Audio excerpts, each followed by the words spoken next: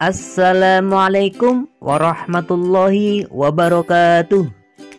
Apa kabar anak-anakku yang solih dan solihah? Bagaimana kabar hari ini? Semoga kalian semua dalam keadaan sehat dan selalu dalam lindungan Allah Subhanahu wa Ta'ala. Sebelum kita mulai pembelajarannya, marilah kita berdoa terlebih dahulu. Bismillahirrahmanirrahim. Rabbi zidni ilma warzuqni fahma. Amin. Anak-anak, dalam video pembelajaran kali ini kita akan membahas tentang kisah teladan Nabi Muhammad SAW. Semoga dengan menyimak video pembelajaran ini, kalian dapat memahami dan menceritakan kembali kisah Nabi Muhammad SAW serta dapat menerapkan sikap keteladanannya dalam kehidupan sehari-hari.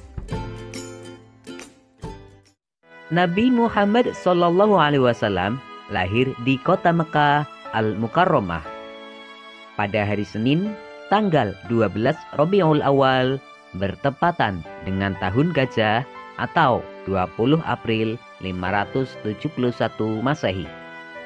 Disebut tahun gajah karena pada tahun tersebut telah terjadi penyerangan Ka'bah oleh pasukan bergajah yang dipimpin oleh Raja Abraha.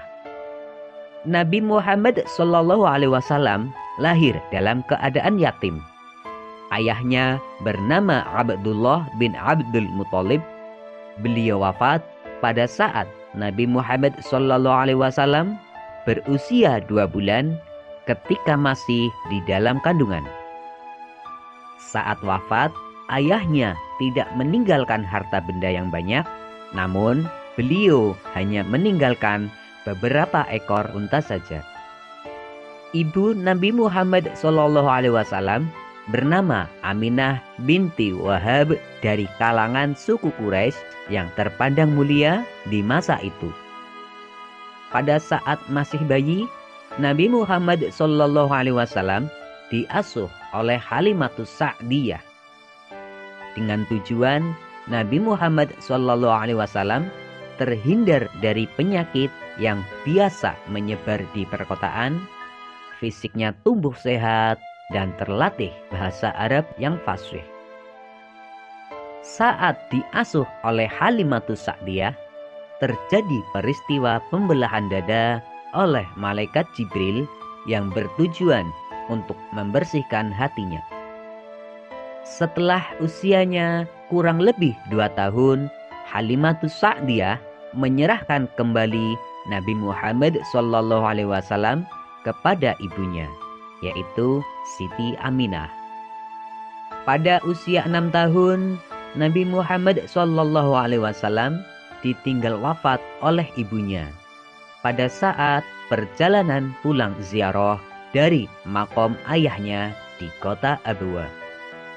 Setelah ibunya wafat, kemudian Nabi Muhammad SAW diasuh oleh kakeknya, yaitu Abdul Muthalib.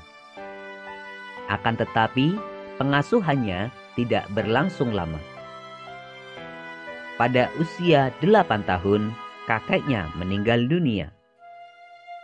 Kemudian beliau diasuh oleh pamannya, yaitu Abu Thalib. Pada masa kanak-kanak, Nabi Muhammad SAW selalu diajak pamannya untuk menggembala kambing. Beliau senang dengan pekerjaannya dan sayang pada hewan. Karena itu, paman Nabi Muhammad SAW sering menyebutnya si cerdas yang lincah dan baik. Pada usia muda, Nabi Muhammad SAW terkenal tabah, sabar, bertanggung jawab, pekerja keras, dan sangat jujur. Sehingga beliau diberi julukan Al-Amin, artinya terpercaya. pekerjaan yang digelutinya pada saat itu adalah berdagang ke negeri Syam. Beliau membawa berbagai jenis dagangan milik saudagar kaya yang bernama Khadijah. Karena kejujuran Nabi Muhammad SAW, Khadijah jatuh cinta padanya. Hingga pada akhirnya Khadijah menjadi istri Nabi Muhammad SAW. Pada saat itu Nabi Muhammad SAW berusia 25 tahun. Pada usia 30 tahun, Nabi Muhammad SAW dipercaya oleh orang-orang Quraisy untuk meletakkan Hajar Aswad, yaitu dengan cara mengambil selembar selendang, kemudian Hajar Aswad itu diletakkan di tengah-tengah selendang tersebut. Lalu beliau meminta kepada seluruh pemuka kabilah yang berselisih untuk memegang ujung-ujung selendang itu. Kemudian mereka mengangkat Hajar Aswad itu secara bersama-sama. Setelah mendekati tempatnya, Nabi Muhammad SAW kemudian meletakkan Hajar Aswad tersebut.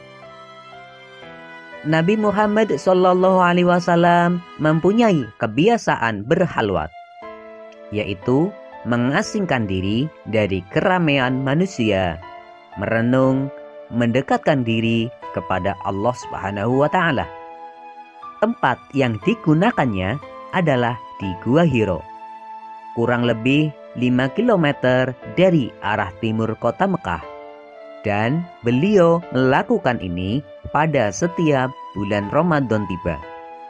Pada hari ke-17 bulan Ramadan, ketika beliau berusia genap 40 tahun, beliau mengalami peristiwa yang sangat menakjubkan.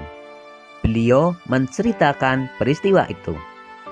Pada saat beliau sedang tidur, datanglah malaikat Jibril menghampirinya seraya berkata, "Iqra" atau bacalah.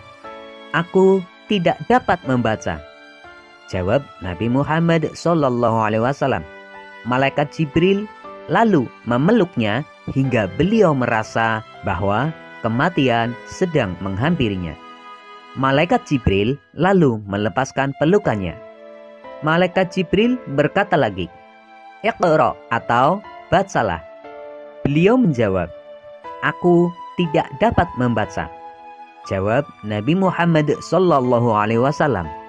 Malaikat Jibril lalu memeluknya hingga beliau merasa bahwa kematian sedang menghampirinya. Malaikat Jibril lalu melepaskan pelukannya dan berkata lagi, "Iqra" atau bacalah. Beliau menjawab, "Aku tidak dapat membaca," jawab Nabi Muhammad SAW. Lalu malaikat Jibril memeluknya hingga beliau merasa bahwa kematian sedang menghampirinya. Kemudian malaikat Jibril pun melepaskannya sambil berkata, "Bismillahirrahmanirrahim. Iqra bismi rabbikal ladzi khalaq. Khalaqal insana min 'alaq. Iqra wa rabbukal akram. Alladzi 'allama bil qalam. 'Allamal insana ma lam ya'lam." Yang artinya, bacalah dengan menyebut nama Tuhanmu yang menciptakan. Dia telah menciptakan manusia dari segumpal darah.